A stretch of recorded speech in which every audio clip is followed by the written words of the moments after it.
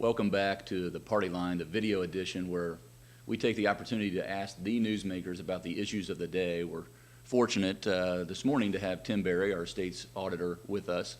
Thanks, Tim, for being here. Thank you, Eric. Good to be here. Can you tell us just right out of the gate a little bit about your job description? It's often an office that's overlooked, but it plays such a key and critical role in the state's fiscal management. And quite frankly, it's often confused. A lot of people think we actually do all of the audits, both in state and local government, which you might think when you see the title.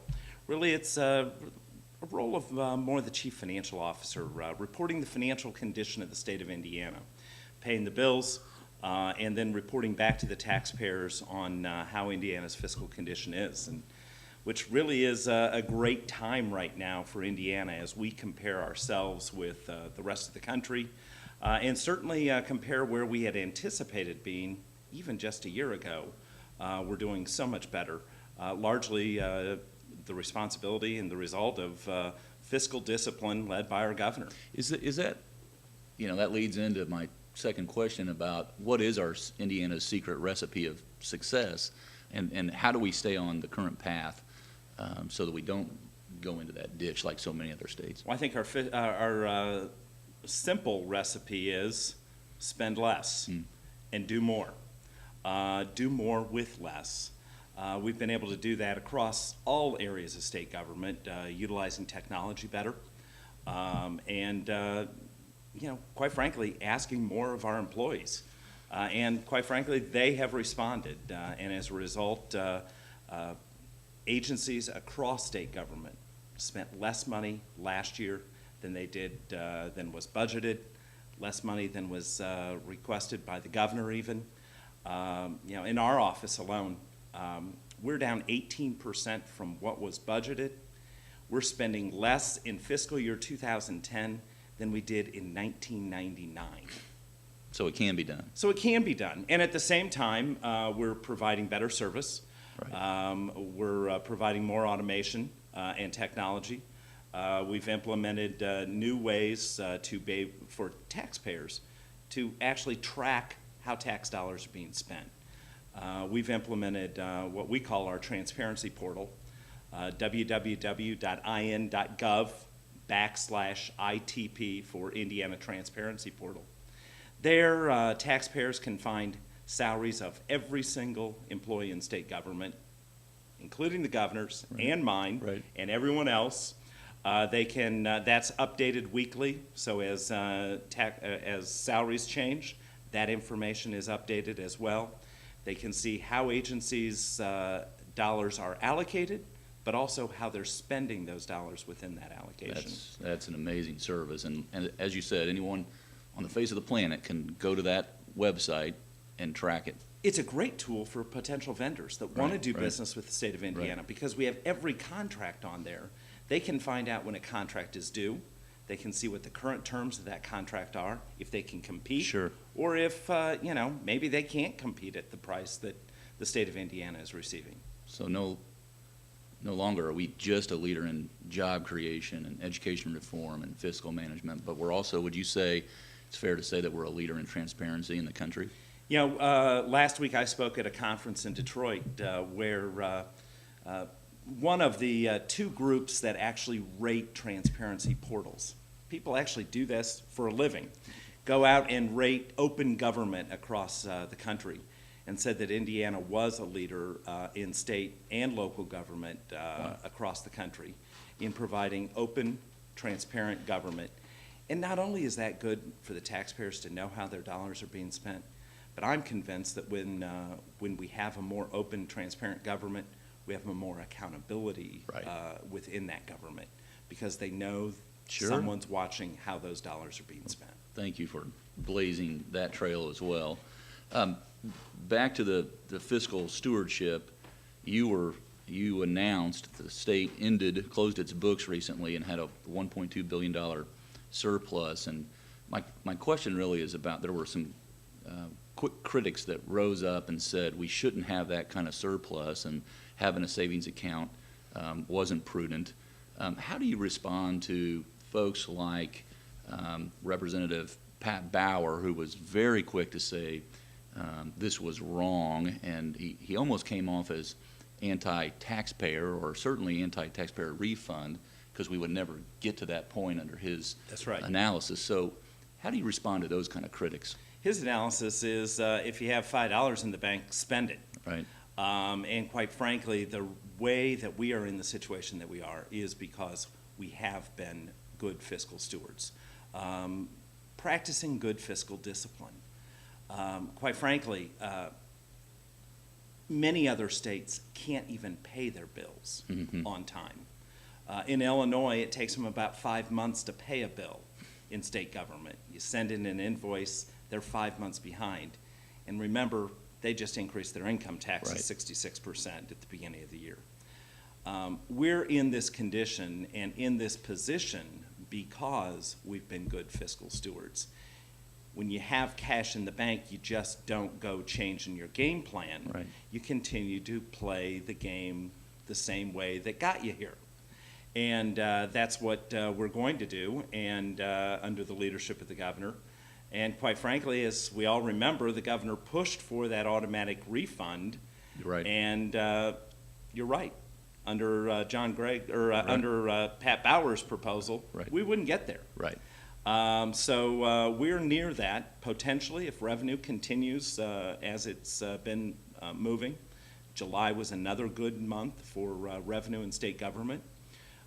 We could potentially near that 10% threshold where half of the dollars in excess of the 10% of a reserve balance would go to the teacher's retirement fund, and the other half is an automatic refund back to the taxpayers of Indiana. And is it fair to say that unlike the nation, who's struggling now with their credit rating and with everything up in the air, Indiana's is not. It's a solid AAA credit rating, which means we can borrow less having these type of... And just this week, several states were put on negative credit watch that are AAA rated. Indiana was not one of those. All right. Because of our fiscal discipline, because of the reserve balances that we have, and because of the broad economic base that we have in the state of Indiana. Many other states that were focused more on federal government finances are much more perilous in their credit rating. That's interesting. One of the questions that I have on my mind is during the extended walkout by the House Democrats in this last legislative session, they were fined and ordered to pay those fines. I'm curious how taxpayers would know if they have in fact paid back those fines.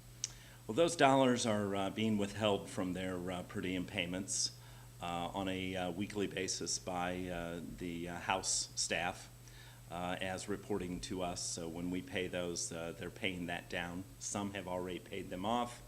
We had a few legislators that actually did write a check to the state to pay off their fine immediately, and others are paying it off through their, I guess, payroll contribution. Well, they got that off their conscience. That's good, and hopefully they didn't slip any pizza bills in there or anything that they had delivered to the hot tub. And no, we didn't see any bills for any hotel stays in Urbana either. But the good thing, though, is that, you know, they fined them, they stuck with that fine, and now they're repaying that back. Hopefully it deters them from these antics in the future. We like to close the video edition out with just a few quick questions about you, Tim Berry. First, what makes you a Republican, or how did you come to the Republican Party, and can you share a little bit about that story? Yeah, my history as a Republican goes back to my childhood. Blowing up balloons for Bob Armstrong when he ran for mayor of the city of Fort Wayne, running around in a "I'm Strong for Armstrong" t-shirt. And Bob actually taught me to swim as a kid, and was a high school graduate with my mom, and so that's where I started. Believe it or not, I then wrote an essay to be the controller for a day for the city of Fort Wayne. I think I'm the only kid that wrote the essay wanting to be the controller. Everyone else wanted to follow around with the mayor. I wanted to follow the controller. I guess maybe You were that's why I've destined. been the Yeah. treasurer and the auditor. You're right. I don't know. Destined. What's a fun fact about you that maybe folks might not know? A favorite movie or a hobby or vacation that you took that you'd be willing to share on camera?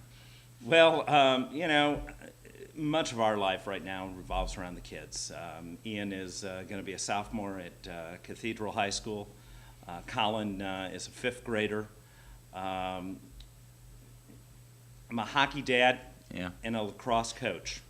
And so much of our time is focused around their activities at this point in time. Will they play hockey maybe at the next level as well? You seem to. I don't know if they'll play at what level. It's good to keep them focused Right. and occupied. Yes. And at this point in time, as long as we can continue to afford it, we'll Sure. continue to let them do it. Right. Who would you say that you admire the most politically or in government? And it could be recent or past figures. Well, certainly as Republicans, many of us look back to the glory days of Ronald Reagan and the presidency and what we want to see in a president in the future. I think here in Indiana, we all are proud of what we've been able to accomplish under the leadership of Mitch Daniels. Fiscal stewardship, growing an economy, and actually following through with what he said he was going to do from the very beginning. And those are the hallmarks that I think we all look to in our political leaders. Someone who says that they will do something and then follows through and leads with that example. Refreshing and much needed That's right. on Pennsylvania Avenue today.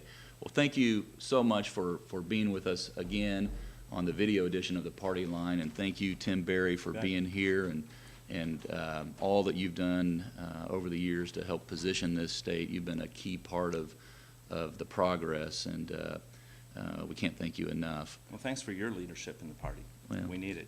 Well, and if you want to learn more about Tim Berry, go to www.in.gov/auditor.